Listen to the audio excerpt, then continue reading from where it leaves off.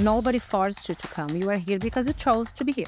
Canada is very welcoming and it has a lot of opportunities, but you need to seek the opportunities. It's not going to fall from the sky.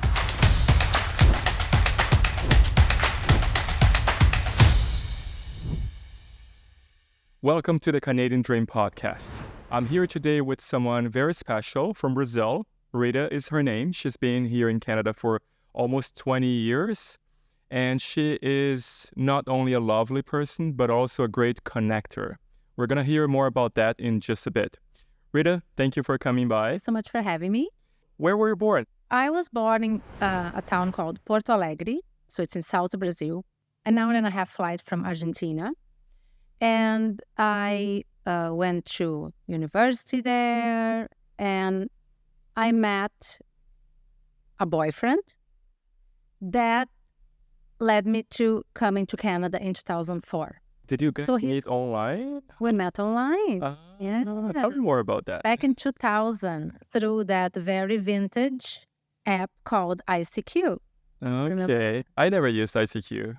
Yeah. But I used to wall from Brazil back then. Yeah, the website. Yeah. So in 2000, my brother came to Canada, to Vancouver and Toronto for an English exchange. And I knew that I was coming for a couple of months of studying in 2001. So I went into ICQ and I searched Vancouver. And then my husband showed up. He thought that it was very weird that, a Brazilian would like to come to Canada. How come? Because 23 years ago, Canada was not this place where everybody wanted to come and visit and immigrate and come to study.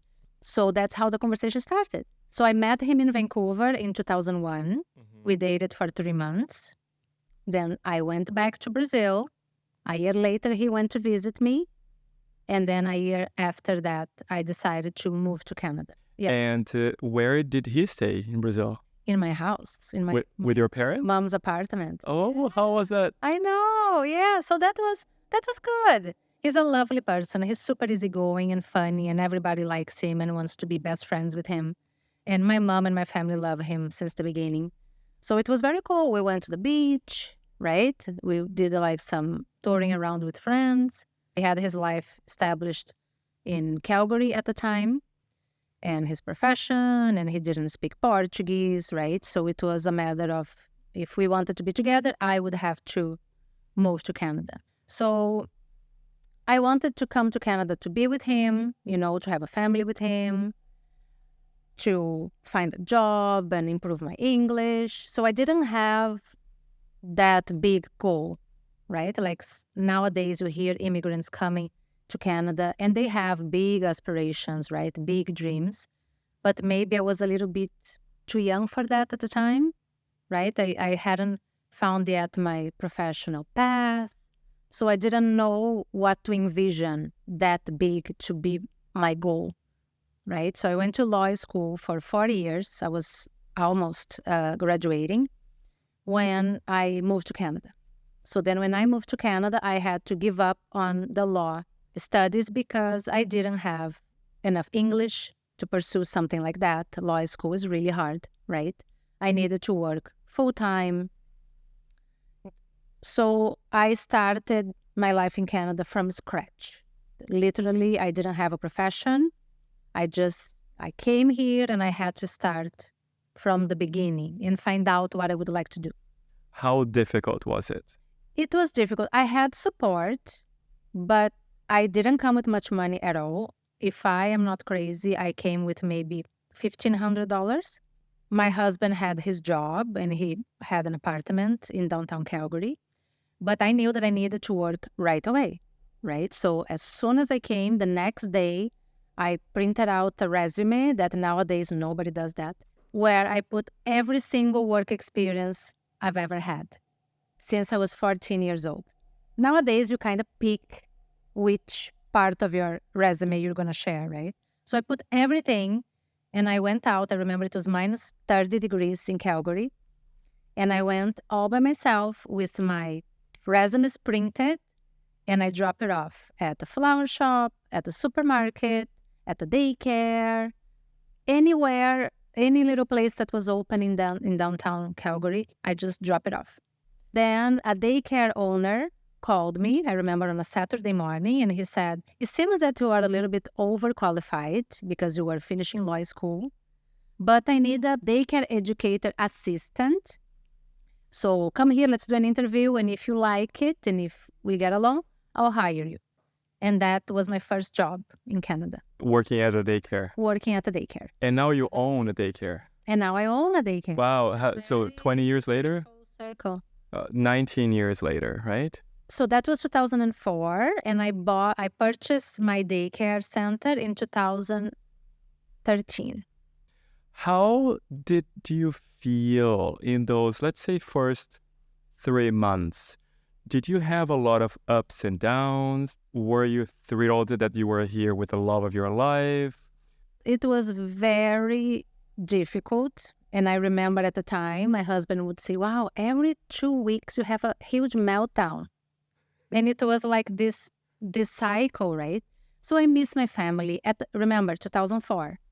It was the beginning of Orkut, right? The first social media available, right? Before Facebook and Facebook MySpace. and MySpace and all of that. So the communication with my parents was by phone, which was expensive at the time, and by email, right? So you didn't have that daily WhatsApp conversations or text conversations. It was not like that. It was very cold, minus 30 degrees in Calgary in January, February. My husband had to work all day. What? So he's a web developer. Okay. So he worked all day, and I had to find a job. I didn't pick and choose. Whomever wanted me, I was taking it. At the time, I remember I had friends who who had careers in Brazil and worked in the grocery store, organizing the apples and whatnot, right? Every 2 weeks you would cry. Every 2 weeks I would have a meltdown. And then, so describe that meltdown. What happened during that storm? Did you threaten to go back to Brazil? Did you Never. Did you complain about, these Canadians? Were Canadians too cold, too weird for you? No, I was very content, and I was very excited to be in Canada, even to be in Calgary, that it's a very cold place. I've never seen Calgary in the summertime. Oh, right? Ever seen Calgary before? My first experience was arriving at the airport, opening, the door, and it was a beautiful blue sky and minus 28 degrees. That was the first time I saw Calgary. So I missed my family. I think it was more on that sense, right? Like it's that longing for the life that I was leaving behind. Living in this new apartment that was going to be my home, but it was not yet. Getting to know my husband on a daily basis because we were distance dating. So it was like an emotional meltdown of the shock of the arrival, let's say. Okay. And did you have any support group? Did you exercise, for example? Did you have any other friends? Not in the very beginning, but something that was very exciting and surprising about Calgary, and especially when I look back 20 years ago, is that they already had a Brazilian community. And the Brazilian community in Calgary 20 years ago was very organized. I remember that once I went to my first event, and it was a feijoada, kind of big lunch with everybody from the community.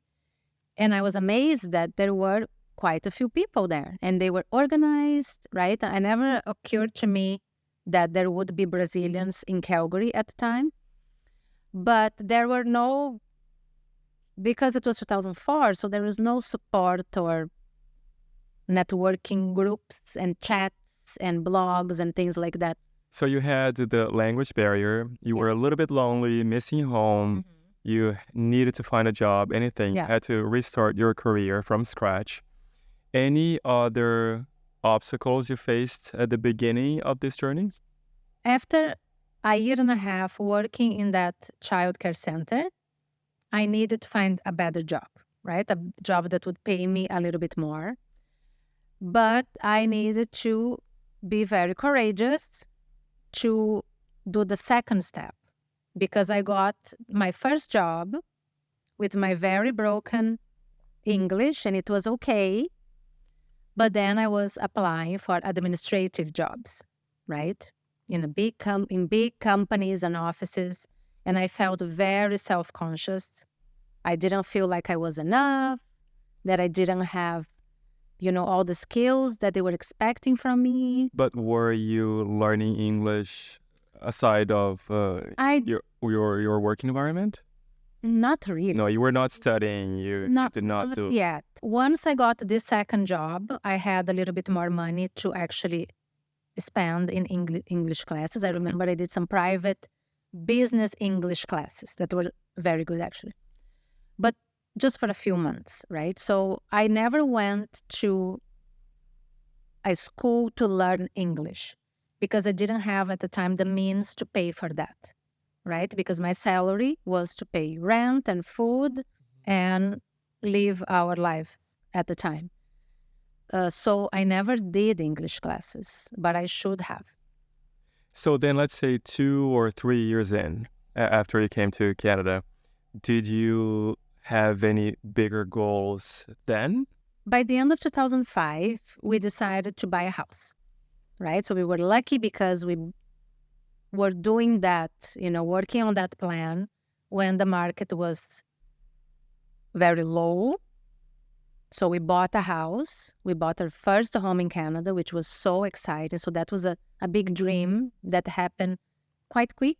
Do you remember how much you paid for it? So we paid $172,000. Oh, wow. And now it sells for 10 times that much. Oh, yeah. So we bought in the low and we sold 7 years later in the hottest market, right? So we were very lucky. I want to get a little bit off track here because I believe most people overseas do not understand how the real estate market works in Canada. They don't know what a mortgage is. Yes. And they don't know what it means that you only have to put 5 to 20 to 25% down. Do you want to give a brief explanation of how you bought the first house? I would say we put $25,000 down. $25,000 down. So that what percentage was that? Do you remember? I don't remember. Okay. Remember, math is not my forte. Yeah, it's not mine either. So on average today, people should put about 20 to 25% down to buy a residence in Canada. Yeah. That means if you buy a place that costs $1 million, you only need to pay $250,000 upfront. Yes. And the rest is your mortgage. Yeah. So you're paying every month what would be equivalent to paying rent every month. Exactly. Or if you have a tenant, then the tenant is paying the installments for you. Yes. Yeah. So nowadays it's nice because you can have like a fully developed rental suite, right? Even Calgary has that now. But at the time, the houses that had a basement, it was for like TV room. It sounds like that was a pivotal moment for you when things really started to go well, because buying your first property in Canada really very exciting moment. Helps you propel your future. Yeah, and you feel like a grown-up, right? It's like, wow, I really... And you have a mortgage. And you have a mortgage, right? When our daughter was born, right, we realized that Calgary, it's a difficult town to live during the winter time. So she was born and we started, looking for job opportunities in Vancouver to make that move. How was that transition compared to the first one coming from Brazil? It was similar. Was it? Yeah. Still hard? Yes, because then I had my home. I had all my friends, my group of friends. It was a familiar city, so I felt at home. So to give up all of that was very hard. So when I arrived in Vancouver, it was August 1st. It was a beautiful, beautiful summer day. Blue skies, beautiful summer. You see the beach, you see the mountains. And again, every 2 weeks I would cry. My husband said, I cannot believe it's our dream to come to Vancouver. Look at the city. It's amazing. Why are you crying? Why? I'm such a crying baby. Because I miss my home. I'm crying because I miss my friends. I have to start from scratch again, knowing no one. And remember, Calgary had a beautiful Brazilian community, events, parties, concerts. I felt like a little piece of Brazil in Calgary, right? And I gave up all of that. And you have to remember that when I left Brazil, I was only 24. So I began my adult life in Canada. But when I moved to Vancouver, I left behind seven of probably the most important years of my life. I got married. I got my first dog. I had my baby. I bought a house. I had a beautiful group of friends. And I decided to let go. And it was my decision. It was his decision. Nobody forced us. So when I arrived here, I was like, I want to come back. I want to go back. I told him, I want to go back to Calgary. And he said, we sold our house. We're done. We are here now. And I would cry all the time, only for 2 months. And then I fell in love with Vancouver. What made you fall in love with Vancouver? Because it's hard not to, right? It's a beautiful city. You know, it has the mountains and the beach. I found a job right away. I started working in a daycare center that belonged to my homestay mother when I did my English exchange classes back in 2001. So I lived in her house in 2001 when I came to study English. And when I came to Vancouver, I validated my educator license and I started working for her. So I had my job. My little girl was 2 years old and it was summer. It was beautiful, right? But it took quite a few years to feel like home again. It was not, I was happy and excited, but it was not easy. It was not easy. Friendships. So that took a while, okay? Because differently than Calgary, Brazilians, the Brazilian community didn't have a more official community, right? There were few groups here and there that at the time I found on Facebook, because Facebook was a thing already. But I would try to be included in that group, in their picnics and events, and they wouldn't let me. I felt so left behind, right? I felt so lonely because I was like, I have a baby, they have a baby. Why can't I go to the picnic? So it took me maybe 2 years to make my first friend. And of course, I knew my husband's friends in Vancouver. He had friends in Vancouver for a long time. I was friends with my coworkers again, so similar to what happened in Calgary. But, you know, when the immigrant moves to another country, you kind of look for that little piece of home. Right? Other immigrants. So you like to have that connection with other Brazilian people who speak Portuguese, people who like the same things that you did back home. And that took a long time because it was not a welcoming community, very different than Calgary. It's funny that what happened to you after is you created a huge networking group of am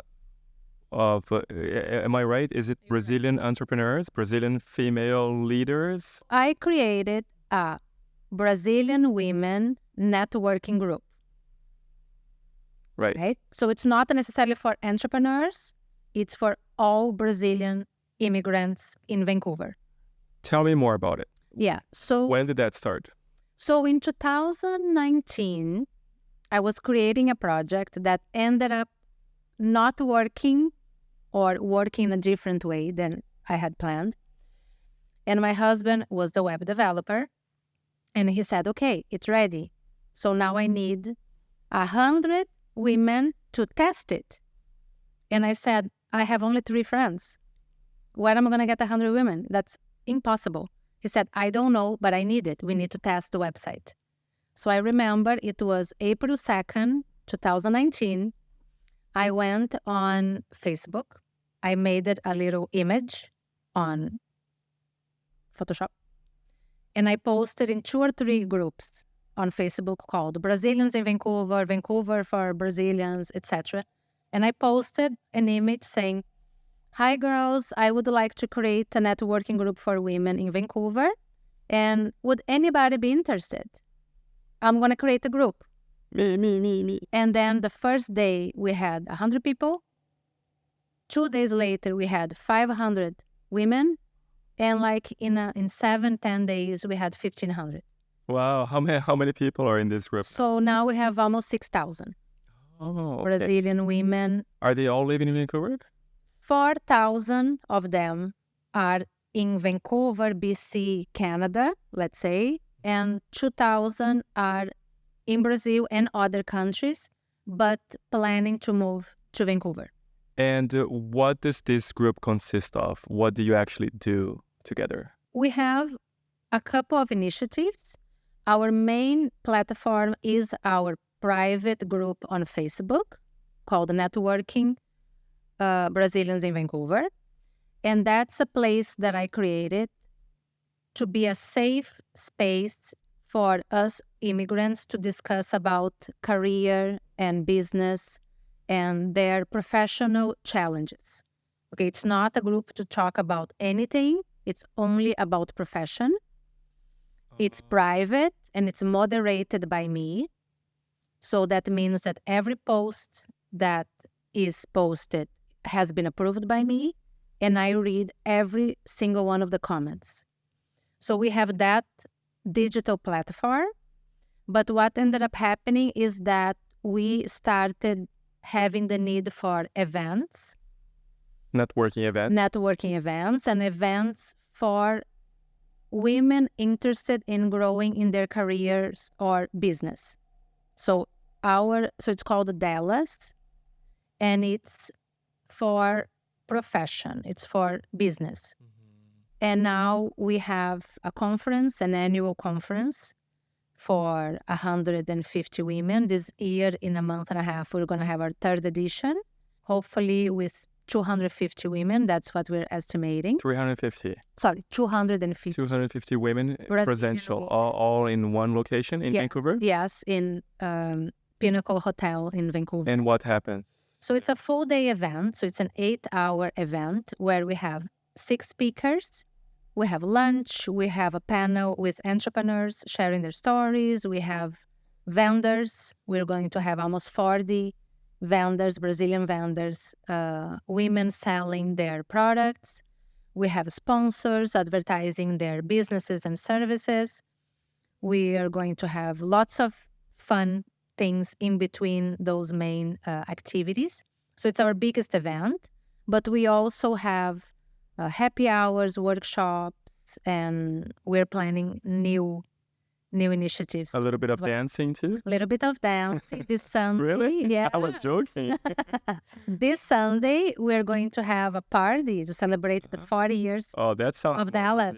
So that's going to be very fun with a concert and everything. Yeah, food and dance. Food and dance. So that's going to be fun. So is it safe to say that you are in touch with thousands of professional women from Brazil in Canada? What challenges are they facing today, 20 years after you went through this experience to come and look for a new beginning at your career? Most of the women that come to Canada now, they come with either their spouse or whole families.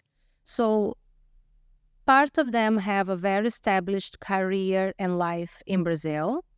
So they leave all of that behind to start in Canada, right? Why? Well, that's a good question. A lot of them complain about the safety issue in Brazil. Brazil is a beautiful country, but it's not safe, right? Also, they dream about, providing a better future for their kids with more opportunities.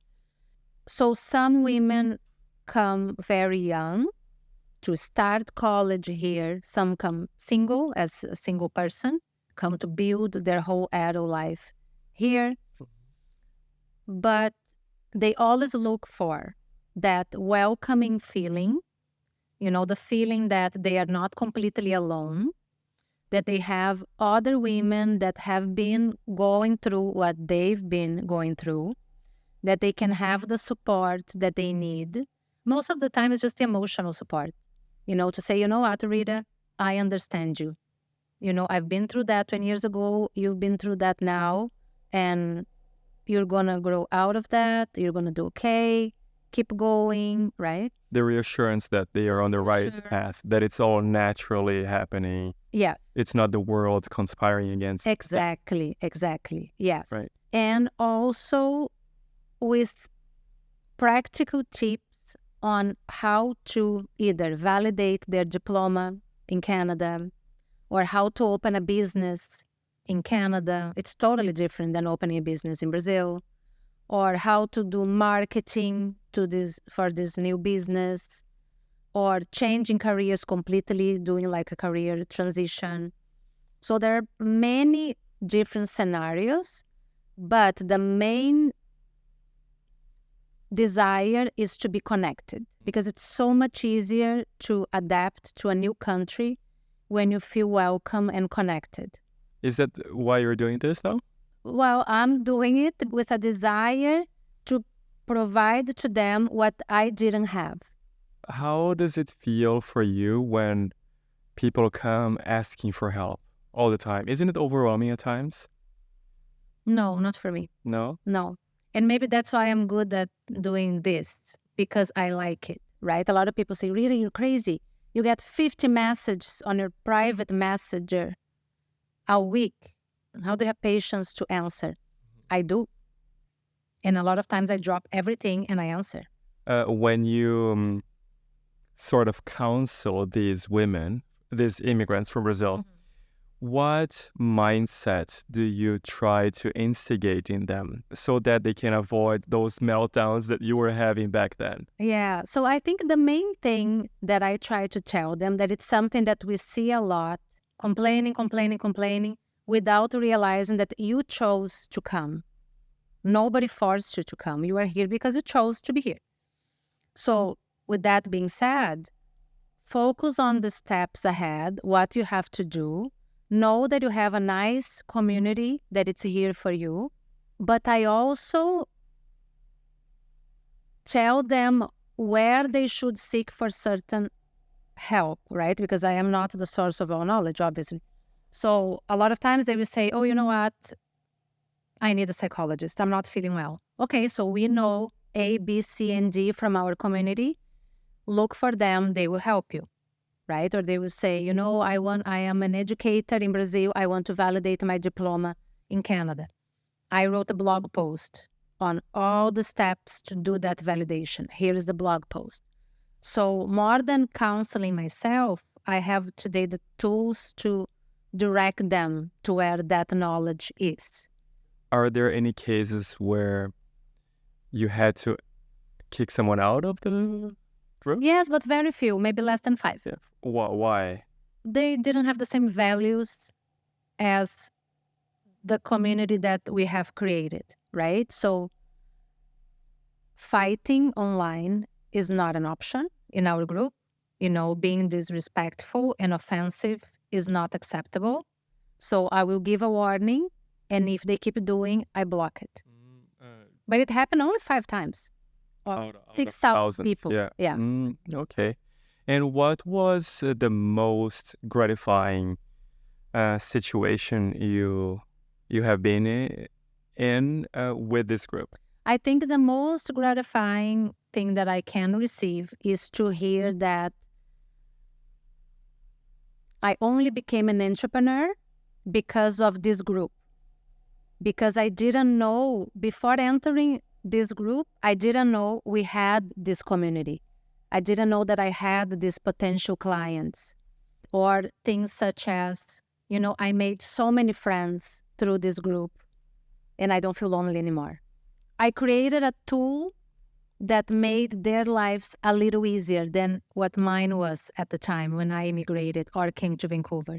And something that I like to ask anyone who comes on the podcast, do you think Canada is still the land of opportunities? Yes, I do, but you need to have the right mindset, right? Like Canada is very welcoming and it has a lot of opportunities, but you need to seek the opportunities. It's not going to fall from the sky, right? So you need to study, you need to either validate your diploma, find a way to do it. There are many ways for you to do it.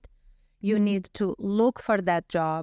You need to hire somebody to help you look for that job, right? Like a lot of people, immigrants in general, you think that you came to Canada, you came to the US. Everybody says that it's a dream and it must be so easy to become successful or comfortable, right? But it's not. You need to work hard. How difficult should someone expect the first year in Canada to be? Difficult. The first year will be hard, right? You have different levels of hard, right? But if you come with a not so good English, the opportunities will be less than somebody who speaks so well. You need to have like the minimal set of skills, right, to go through the first year in a positive way. But I think it's a big change, right? It doesn't matter which country you're coming from. It's going to be a big change. It's going to be hard. It's going to be lonely. But if you are a little bit positive and don't complain as much, I think you make it, a better case for yourself. Many times, people might have been here for a while, and they might have come with bigger dreams that they actually pursued. And somewhere along the way, they just gave up on their bigger dreams. What would you have to say to those people? I think sometimes you have to do a little bit of a reflection and understand why you gave up on that dream. And if you cannot find other dreams, right? A lot of people come and they may say, you know what, I was doing law school in Brazil. I want to be a lawyer, but it's impossible either financially or whatnot. And that was my biggest dream. You know what? Maybe you can be a paralegal. It's not perfect, but it's a possibility. I know tons of Brazilian women from our community who were lawyers in Brazil and became paralegal, legal assistants. We have a lot of amazing qualified women who are nurses in Brazil and dream about being nurses in Canada. It's a long process. It's really hard, but it's possible, right? But it's a long journey. So sometimes you need to motivate yourself to perhaps find a dream close enough. Close enough to reality. Yeah. Are you happy with your life? I am very happy with my life. Yeah. What makes you most proud and satisfied? I think I like to know that I have two businesses that allow me to have flexibility, that allow me to have time for myself, time to come to do a podcast on a Friday afternoon, right? I am my own boss. I can open my planner and schedule that. I am happy that, I have a healthy daughter that can walk to school, that it's a safe place.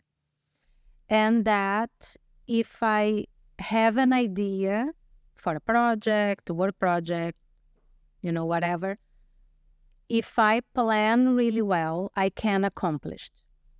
I think it gives you a lot of hope to know that, you know what, I'm doing this today, but I'm excited to what I'm going to be doing in a year. From now to a year, maybe I'm going to have 5 more ideas and I can totally accomplish them. So I think Canada allows you to dream, right? If you plan and work, you can achieve. Will be easy? No, but you can do it. I think the main takeaways are that we should be prepared for the beginning to be difficult.